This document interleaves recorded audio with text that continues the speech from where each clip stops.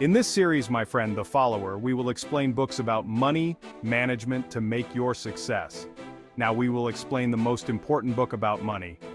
It is considered one of the best books that talked about money and one of the best-selling books in the world. This book will change your perception of money. You will start to look at money in a different way. You will look at money in the same way that rich people see. Fantasize with me.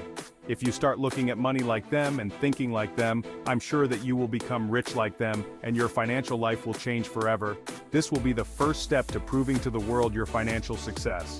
In this video, we will explain the book, The Poor Father and the Rich Father by the wealthy author Robert Kiyosaki. So you prepare your favorite drink that you like, and you press the subscribe button to the channel. And let's enjoy watching the video to the end.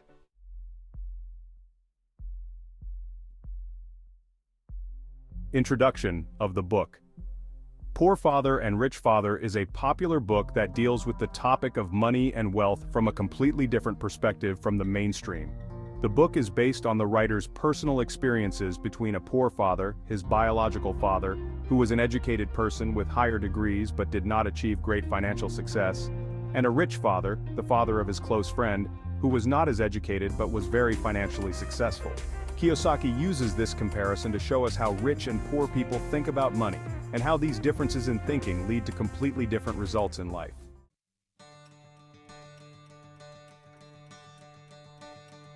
Chapter 1. The Financial Mindset. The difference between the mentality of the poor and the rich. The first chapter of the book focuses on the importance of the financial mindset and how it affects human life. Kiyosaki explains that poor people often think in a traditional way. Work hard, save money, invest in safe things like a house, while rich people think differently. Look for opportunities, invest in assets that generate income for you. The poor father would always say phrases like, "I can't stand it," while the rich father would say, "How can I stand it?" The difference between the two phrases is that the first closes the door to thinking and the search for solutions, while the second opens up room for creativity and the search for ways to achieve the goal. The importance of financial education. Kiyosaki criticizes the traditional educational system, seeing that it does not teach people how to manage or invest money. Instead, traditional education focuses on preparing individuals to work in fixed jobs, while the financial education provided by the rich dad is a practical education based on trial and error, learning from opportunities and risks.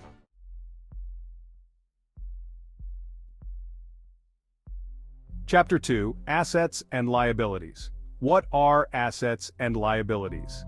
In this chapter, Kiyosaki introduces the concept of assets and liabilities in a simplified way. Assets are anything that generates income for you on an ongoing basis, such as leased real estate, stocks, or a business. On the other side, liabilities are things that take money out of your pocket, such as loans, mortgages, and consumer expenses. The difference between rich and poor in dealing with assets and liabilities. The rich, according to Kiyosaki, invest their money in assets that bring them a constant income, while the poor and the middle class often spend their money on liabilities that drain their financial resources. For example, buying a large house is considered by many to be an investment, but if such a house drains a significant part of your monthly income through mortgage and maintenance, then it is definitely not an asset, but a deduction.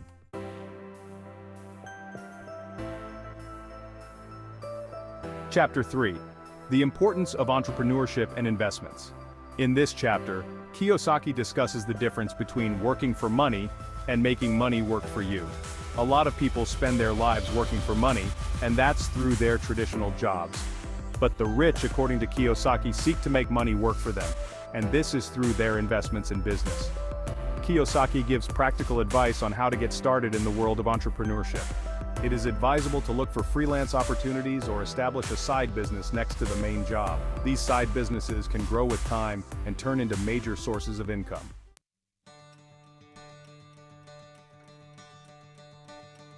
Chapter 4. Risks and Opportunities. The Fear of Failure. Failure is an integral part of success, and this is emphasized by Kiyosaki in this chapter. It encourages accepting risks and not being afraid of failure. Failure, according to him, is an opportunity to learn and improve.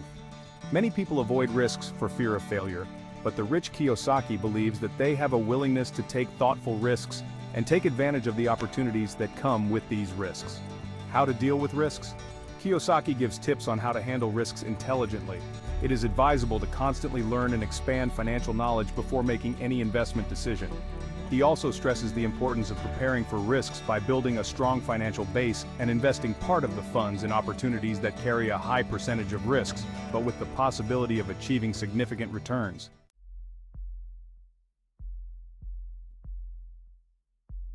Chapter 5. The Power of Financial Education. Formal education versus financial education.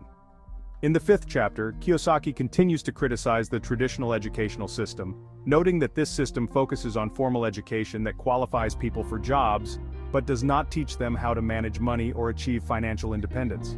On the other hand, it is financial education, which a person learns through trial and error and through reading financial books and articles that helps a person to build wealth. How to start teaching yourself.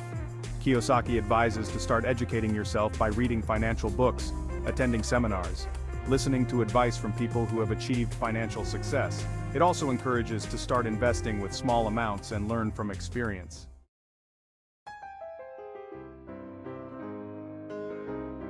Conclusion: Rethinking Money. Change mindset. The book at the end invites the reader to rethink his relationship with money and how to manage it. He focuses on the importance of changing the mindset from that of an employee who works for money to that of an investor who makes money work for him. Develop a financial plan. Kiyosaki advises making a clear financial plan that includes short and long-term financial goals. This plan should include how to increase income through investments and avoid consumer debts that burden you. Keep learning. Finally, Kiyosaki stresses the importance of continuing financial learning and self-development.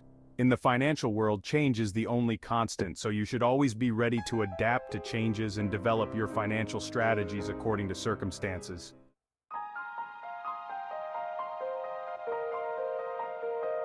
This brings us to the end of the video for today. If you would like to follow the rest of the series with us, don't forget to join us and subscribe to the channel. If you like this video, share it with your friends to join us on the channel. And don't forget to give us a like for the video. This day's episode is over, and we'll meet soon in the next video. Thanks for your invaluable time.